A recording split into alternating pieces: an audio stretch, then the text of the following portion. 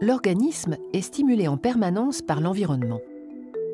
Les yeux réagissent à la lumière, le nez capte des odeurs, les oreilles sont sensibles au bruit, la langue perçoit la saveur des aliments, la peau est sensible à la température et son contact avec les objets permet d'identifier leurs caractéristiques. Ces organes sont associés à nos sens. Ce sont les organes sensoriels. Quand un organe sensoriel est stimulé, il génère des messages nerveux. De nature électrique, ces messages se propagent depuis les organes sensoriels vers le cerveau ou la moelle épinière. On les appelle messages sensitifs afférents. Et ils empruntent le circuit des nerfs sensitifs. Le cerveau et la moelle épinière sont des centres nerveux. Ils analysent les messages nerveux sensitifs qu'ils reçoivent. Selon l'organe sensoriel qu'il a généré, un message nerveux sensitif arrive à un endroit précis de ces centres nerveux. Par exemple, les messages issus des yeux arrivent dans la partie arrière du cerveau.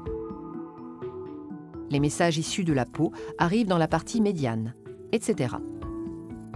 L'arrivée des messages nerveux déclenche une analyse complexe et très rapide qui se manifeste par une communication intense au sein des centres nerveux. Des messages nouveaux sont générés et échangés. Les centres nerveux peuvent alors générer des messages efférents.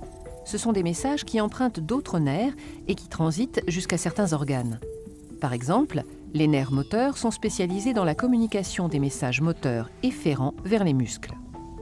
Lorsqu'un organe reçoit un message efférent, c'est un ordre qu'il reçoit du cerveau et qu'il doit exécuter. On dit que c'est un organe effecteur. Ici, un muscle reçoit l'ordre de se contracter. Dans certains cas, le fonctionnement de notre système nerveux peut être perturbé. Les bruits trop forts abîment les récepteurs sensoriels de nos oreilles, les rayons ultraviolets sont mauvais pour nos yeux et notre peau, etc. Ces dysfonctionnements sont parfois irréversibles. Il faut donc prendre soin de notre système nerveux dès l'enfance. La fatigue se manifeste par des difficultés d'analyse des centres nerveux. L'interprétation des messages sensitifs afférents est moins rapide et moins précise. Les messages efférents envoyés aux organes sont moins bien adaptés à la situation.